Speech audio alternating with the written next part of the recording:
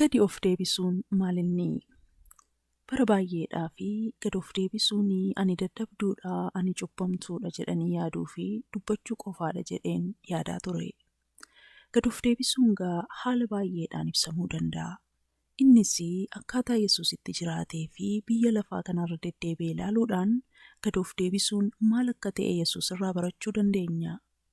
Namoonni Waaqayyoon waaqessinuu fi sagalee isaa barannuu gad of deebisuun amantii keenya keessatti hammam akka inni murteessaa ta'e sirriitti beekna. Egaa gad of deebisuu keessaa tokko maal akka ta'e immoo walii wajjiniin ilaalla. Filiphisiiyuus 2:5-8 yaada garaa isa Kiristoos Yesuus qabaa ture qabaadhaa.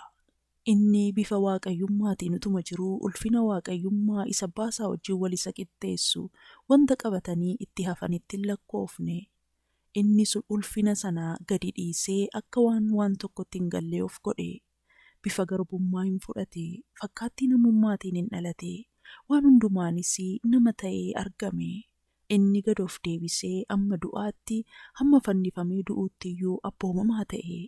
Kanaaf Waaqayyoo waan hundumaarra caalchisee guddaa ol isa qabee maqaa kamirrayyuu caalu kenneeraafi. Egaa akka lukkisii kanarratti agarrutti gad of deebisuu jechuun fedhii ofii, karaa ofii, yaada ofii, bu'aa ofii, aboo ofii dhiisanii Waaqayyoof abboomamuu jechuudha. Akka Filiphisiiyuus 2 baranne Yesuus utuu aboo Waaqayyoo wajjin wal isa qixxeessu qabuutu isa dhiisee akka garbichaatti abboomame. Inni kun gad of deebisuudha.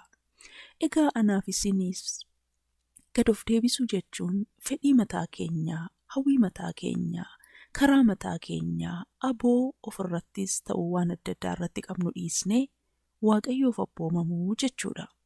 Kana gochuudhaan mataa keenyarra Waaqayyo inni nuti abboomamnuuf hin caalaa jechuu keenyadha. Fakkeenyaaf utuu nyaannee rafuu dandeenyu yoo soomnee jilbeenfannee Waaqayyoon kadhannee inni kun Waaqayyo fedhii koorra hin caalaa jechuu yookiin immoo gad of deebisuudha. Nama nu miidhe tokkotti aarree wal didnee hafuutuu dandeenyu araara goonee fi yoo nagaa buusne inni kunis gad of deebisuudha. Mirga qabnu hundumaa dhiisnee yoo Waaqayyoof abboomamne egaa inni gad of deebisuudha. Kan keessan hin beeku, ani garuu akka narraa eegamutti Waaqayyo duratti akkan gad of deebisaa hin jirretti anaaf gala. Har'aa kaasee garuu caalaatti gad of deebisuun barbaada. Gooftaa akkumatti gad of deebiste anis gad of deebisuu akkan danda'uuf ayyaana keetiin na gargaari. Maqaa Yesuusiin. Ameen.